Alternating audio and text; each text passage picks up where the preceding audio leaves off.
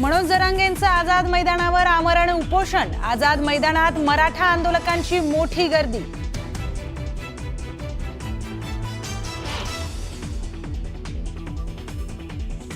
सर्व मागण्यांची अंमलबजावणी होईपर्यंत मुंबई सोडणार नाही। डोक्यावर गुलाल पडल्याशिवाय इथून हलायचं नाही। गोळ्या घातल्या तरी आता माघार नाही, जरांगेंचा निर्धार।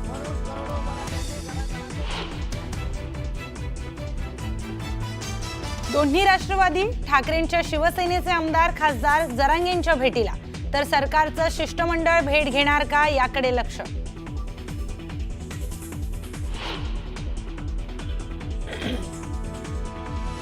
महाराष्ट्राच्या कानाकोपऱ्यातून मराठा आंदोलक मुंबईत। सीएसएमटी स्थानकामध्ये आंदोलकांची मोठी गर्दी।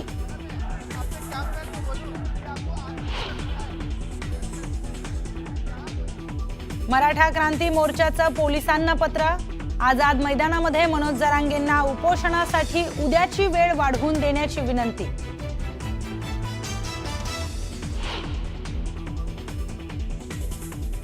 छत्रपती शिवरायांची शपथ घेऊन आश्वासनं देणारे गावी पळून गेलेत का? जरांगेंच्या आंदोलनावर उद्धव ठाकरेंचा एकनाथ शिंदेंना टोला।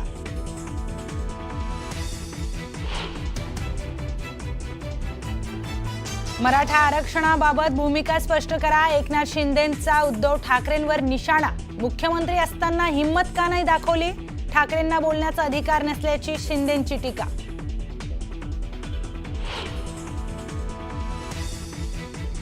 जरांगेंचं आंदोलन हा राजकीय अजेंडा। सरकार उलथवण्यासाठी आंदोलन सुरू असून अजितदादांच्या राष्ट्रवादीच्या आमदारांचाही यामध्ये सहभाग। ओबीसी नेते लक्ष्मण हाकेंचा खळबळजनक आरोप।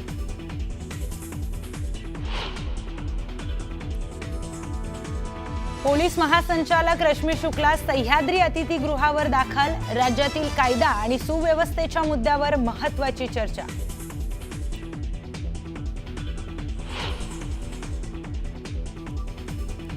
सरकार जरांगेंसोबत चर्चा करण्यासाठी तयार। चर्चेतून आरक्षणावर तोडगा काढू, राधाकृष्ण विखे पाटलांचं विधान।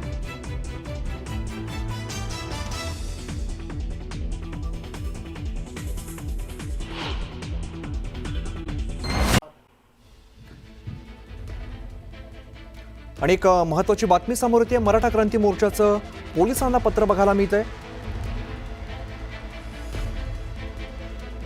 मराठा क्रांती मोर्चाचं पोलिसांना पत्र सध्या बघायला मिळतंय।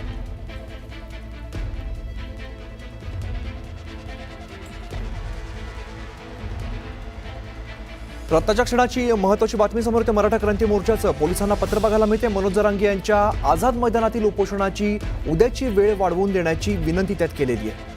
मनोज जरांगे यांना 29 तारखेला म्हणजेच आज सकाळी 9 ते संध्याकाळी 6 या वेळेमध्ये उपोषणाची परवानगी दिलेली होती। डीसीपी झोन 1 प्रवीण मुंडे यांना हे पत्र दिलेलं आहे। स्नेहा जाधव आमच्या प्रतिनिधी या संदर्भातली अधिकची माहिती आपल्याला देत आहेत। स्नेहा, मराठा क्रांती मोर्चाचं आता पोलिसांना पत्र बघायला मिळत आहे। नक्कीच आपल्या सर्वांना माहिती आहे की मराठा आरक्षणासाठी जो मोर्चा करण्यात आलेला आहे त्या आंदोलन करण्यात आलेले आहे। सकाळी 9 वाजल्यापासून या वेळेला परवानगी देण्यात आलेली आहे, परंतु ती वेळ जी आहे ती वाढून द्यावी यासाठी आता मुंबई मराठा क्रांती मोर्चाच्या वतीने जे पोलिसांना पत्र देण्यात आलेलं आहे यामध्ये एक मधून प्रवीण मुंडे आहेत यांना पत्र देण्यात आलेलं आहे आणि यांना पत्र देऊन त्यामध्ये वेळ वाढवण्याची मागणी देखील करण्यात आलेली आहे। अजून सुरू आहे बाबत तर आपण बघतोय मराठा क्रांती मोर्चाचं पोलिसांना पत्र बघायला मिळते। आताच्या क्षणाची महत्त्वाची बातमी समोर येते, महत्त्वाची अपडेट समोर येते।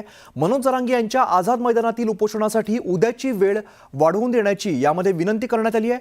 तर मनोज जरांगे पाटील यांना खरं तर 29 तारखेला म्हणजेच आज सकाळी 9 ते संध्याकाळी 6 या वेळेमध्ये उपोषणाची परवानगी दिलेली होती। डीसीपी झोन 1 प्रवीण मुंडे यांना या संदर्भातलं पत्र दिलेलं आहे। या आंदोलनाची वेळ वाढवून द्यावी अशी मागणी यात केलेली आहे। मराठा क्रांती मोर्चाचं पोलिसांना हे पत्र आज देण्यात आलेलं आहे। जरांगे यांच्या आझाद मैदानातील उपोषणासाठी उद्याची वेळ वाढवून देण्याची यात विनंती करण्यात आलेली आहे। आपण बघितलं होतं तर आमचे प्रतिनिधी गणेश सध्या आपल्यासोबत आहेत, त्यांच्याकडे जो छत्रपती शिवाजी महाराज टर्मिनस या ठिकाणी प्रचंड गर्दी खरं तर कार्यकर्त्यांची बघायला मिळते, मराठा आंदोलकांची बघायला मिळते। गणेश, काय आत्ताची सध्याची परिस्थिती आहे?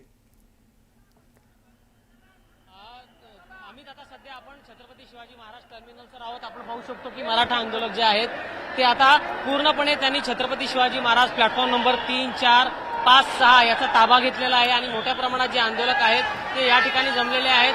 अनेक जे आंदोलक आहेत अजून देखील येत आहेत आणि जे काही आंदोलक जे आहेत ते पुन्हा एकदा आपल्या घरी जाण्याच्या तयारीत आहेत। जे मुंबई उपनगरात राहतात ते आंदोलक आपण पाहू शकतो की लोकलमध्ये घुसलेले आहेत आणि काही आंदोलक जे आहेत ते या ठिकाणी लोकलमध्ये चढण्याचा प्रयत्न करतात पुन्हा परतीच्या मार्गाला।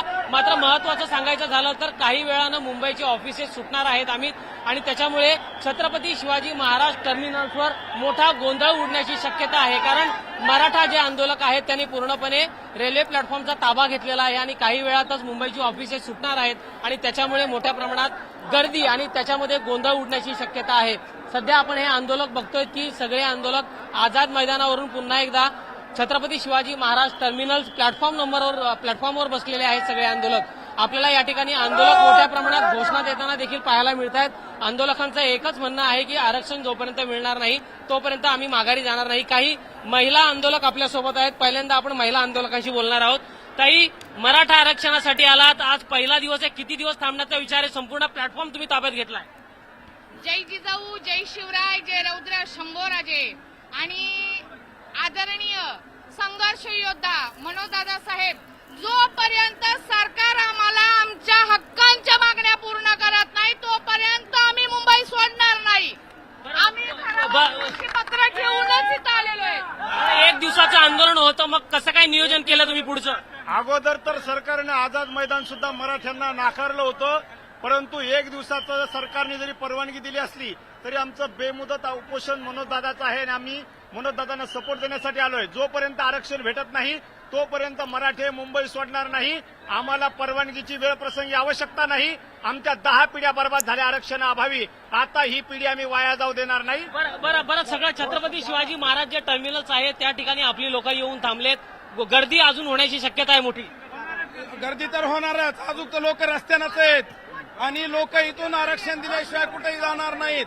हा गरजवंताचा लढा आहे, लेकरं सगळे उघड्यावर पडलेले आहेत। तरी शासनाने हे जे पावसात भिजतात यांचा थोडा विचार करून, ज्यावेळेस फडणवीस सरकार विरोधी पक्ष नेते देवभाऊ होते त्यावेळेची आज सगळ्याकडे क्लिप आहे, ते म्हणले होते।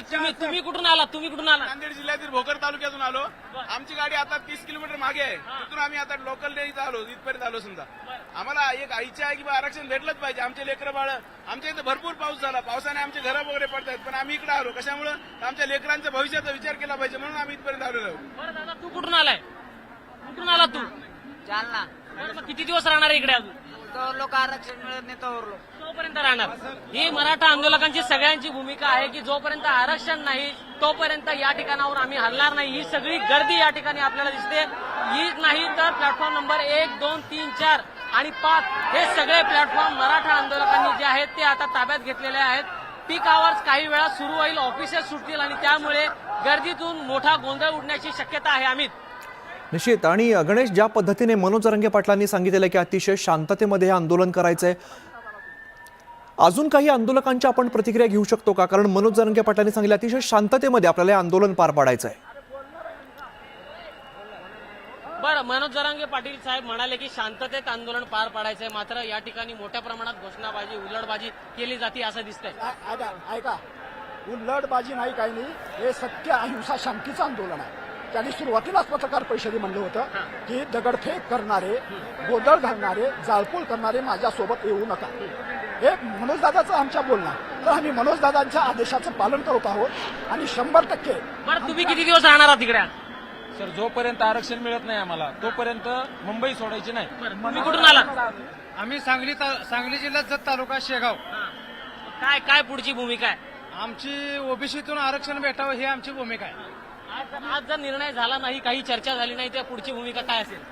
मनोज जरांगे पाटील यांनी असं ठरवलेलं आहे की शेवटची आणि आरपारची लढाई आहे। त्याच्यामुळे जोपर्यंत मराठा समाजाला ओबीसी मधून आरक्षण मिळत नाही तोपर्यंत मी आझाद मैदान सोडणार नाही, उपोषण सोडणार नाही आणि कोणीही मराठा बांधवांनी जरांगे पाटलांचा आदेश येईपर्यंत कोणीही मुंबई सोडायची नाही। जरांगे पाटलांचा आदेश येईपर्यंत कोणत्याही प्रकारची मुंबई सोडली जाणार नाही। मराठा आंदोलक जे आहेत ते मुंबईमध्ये ठाण मांडून बसतील अशी त्यांची भूमिका आहे। अमित,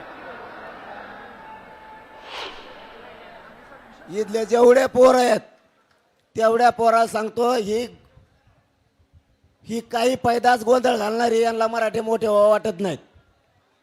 तुम्ही गोंधळ कधी घालाव?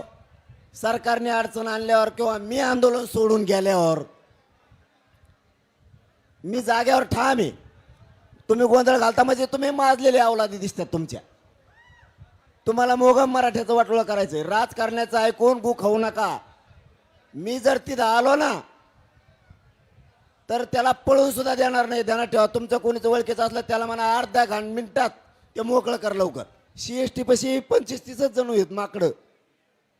त्यांच्यामुळं आपल्या 18 किलोमीटर लोक थांबलेत इथं यायचे. हे 2% सुद्धा लोक नाही तिथं. 98% बाहेर आहेत आणखी मुंबईत यायचे. ह्या भंगार पोरामुळं कोण येते 2-4 जण. ते सरपंच सांगायला गेलं त्याला उलट बोललं. याचा अर्थ हे आपल्यातलं नाही, कारण हे सरपंच सगळ्या महाराष्ट्रातल्या जवळपास लोकांना आंदोलकाला ओळखीत आहे. ते माघारी बोलता याचा अर्थ ते आपल्या आंदोलनातला नाहीये. आणि आंदोलनातलं असलं ते 1 मिनिटात म्हणलं असतं गाडी तुम्ही सांगता तिथं लावतो.